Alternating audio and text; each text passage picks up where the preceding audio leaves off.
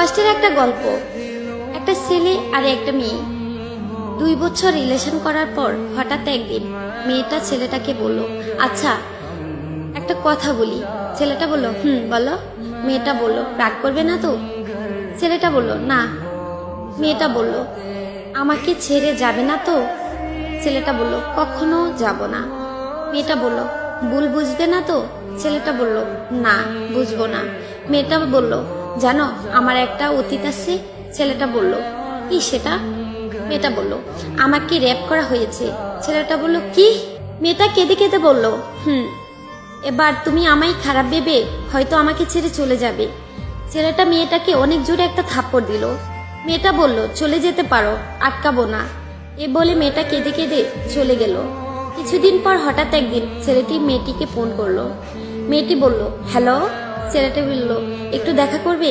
মেয়েটা বলল, কোথায়? ছেলেটা বলল, আমরা যেখানে দেখা করতাম। মেয়েটা বলল, আচ্ছা।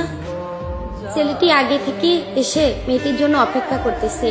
কিছুক্ষণ পর মেয়েটি আসলো। মেয়েটি বলল, কিসের জন্য আসতে বলছো? ছেলেটি বলল, চোখ বন্ধ করো। মেয়েটি বলল, কেন? ছেলেটা বলল, এত প্রশ্ন করো কেন? মেয়েটা বলল, আচ্ছা চোখ বন্ধ করলাম। ছেলেটা বলল, এবার চোখ খুলে তাকাও। মেয়ে চোখ খুলে দেখে যে ছেলের বাবা মা আসছে। মেয়ে অবাক। ছেলেটা তখন হাঁটু গেড়ে বসে মেয়েটাকে বলল, তুমি কি আমাকে বিয়ে করবে? মেয়েটা বলল, তখন ছেলেটি বলল, আমি তোমাকে ভালোবাসি, তোমার অতীতকে না। তারপর ছেলে ও মেয়ে বাবা মায়ের ইচ্ছাতে তাদের বিয়ে হয়। হ্যাঁ, এটাই সত্যিকারের ভালোবাসা। অতীত জেনেও ভালোবাসার মানুষটি ছেড়ে যায় না। আসলে এই গল্পটা শুনে বুঝতে পারলেন, সব ছেলে এক হয় না এবং তার পরিবারও না। ভালোবাসতে জানলে ভালোবাসে সুন্দরবন। ভালোবাসো মন থেকে।